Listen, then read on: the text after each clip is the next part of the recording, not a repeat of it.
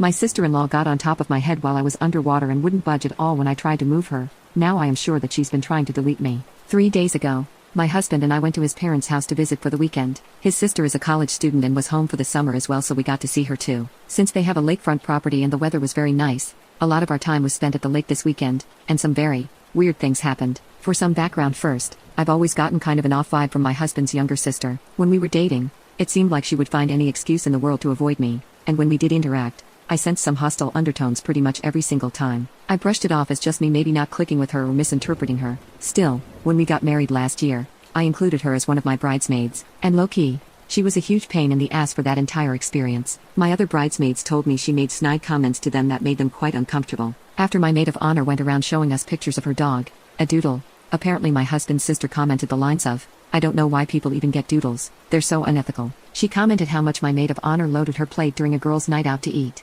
Later on that night out, she apparently insinuated that another bridesmaid of mine had drugstore makeup, said in a way that made her uncomfortable, was huffy during the bridal shower and wedding rehearsal, made weird faces at the decorations and pulled weird faces when she ate the cake too. I still brushed it off as maybe just her personality and left it at that. At the lake, though, a number of events occurred that kind of unsettled me. On the day we arrived, my husband's sister had invited a number of her own friends from college over and the group of us spent some time together in the water. At one point, we all decided to have a big chicken fight, and at first it was quite fun and lighthearted. Then a bunch of people including my husband broke away to do their own thing, and his sister turned to me and said let's do another round, with her other 2 friends left in the lake, and asked to get on my shoulders. I said sure, knelt down under the water to let her up, but instead of getting on my shoulders properly she got on top of my head and wouldn't budge at all when I tried to move her. I couldn't get her off me or even get my head up to breathe for what felt like a long while. My head was being squeezed between her thighs and I was seriously panicking by the time I managed to dislodge her and bring my head up to the surface. What's weird about it was that the other 2 weren't even paying attention to any of this or even participating in the attempted chicken fight at all. My husband's sister didn't say anything to me when I came up to the surface, just kind of gave me this weird snort chuckle and got out of the water.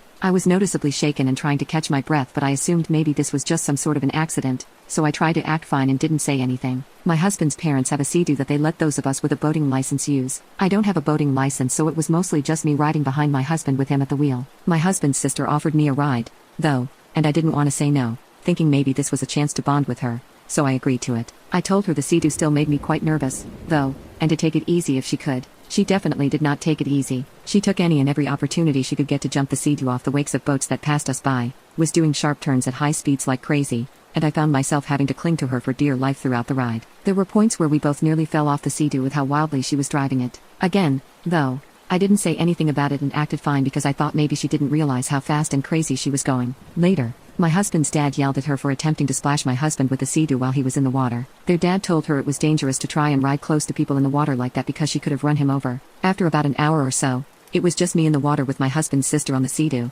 and she drove that thing within a couple of feet of me just to turn it and splash me with the water. Way closer than she ever got to my husband when she'd do it to him. I laughed it off but again was inwardly freaked out. That brings us to yesterday at dinner. As everyone in the family has been made acutely aware of by my husband, I have a serious dairy allergy, to the point where ingesting even a little bit of it can risk causing anaphylaxis. My husband's sister contributed a big pot of tomato rice and told me there was no dairy in it so I could have some. I trusted her and helped myself to a portion of it, but shortly after eating it I had to excuse myself because I started to feel extremely ill and wound up spending the rest of my night puking my brains out. I felt super faint and it took a lot of effort to breathe. Thankfully I had my EpiPen if things got bad enough, but still the whole experience was just awful. The explanation I got later was that my husband's sister finished the tomato rice with butter to make it creamier and then forgot she put it in there before serving it to me. Seems again like it could be an innocent mistake, but, given the combination of everything that happened this weekend, I'm starting to feel suspicious that it's more than just that at this point. I don't know if I'm overreacting or just being a paranoid mess, because this is a huge accusation, but I can't help but feel that niggling suspicion that maybe my husband's sister genuinely meant me harm. I feel like I'm effing crazy. Update.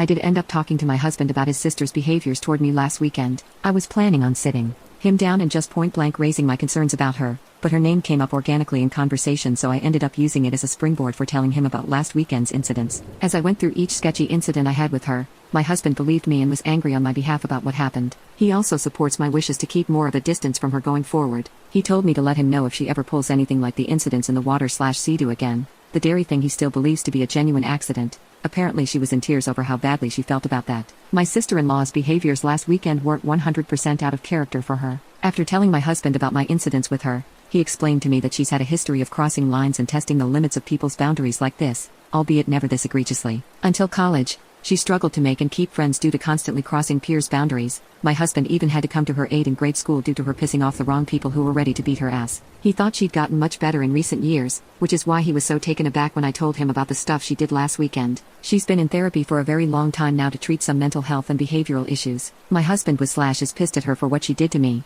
but he genuinely doesn't think she intended to kill or maim me, just to test my limits and haze me, albeit extremely recklessly. I'm inclined to agree with him, but my guard is still up in case it's anything more than that. His theory is that because I'm quite shy, she figured I was less likely to put my foot down with her, and that's why she did stuff to F with me in particular. It's not anything I did or said. Yes, I did ask. So going forward, I'm going to try to keep brief any interaction I have with her at future family events and stuff. I'll still be polite of course, but no way am I going to be alone with her anymore, and my husband says he's on board with this arrangement and will intervene if necessary to make sure it stays. It sucks to realize I'm probably never going to have a good relationship with my sister-in-law as I'd hoped. I've never had siblings before, so I was excited by the idea of having someone accept me as a sister and having that sort of a relationship. Ah well, I get along well with the rest of his family, and I have enough kick-ass friends in my life who are like sisters to me in their own way. Haha.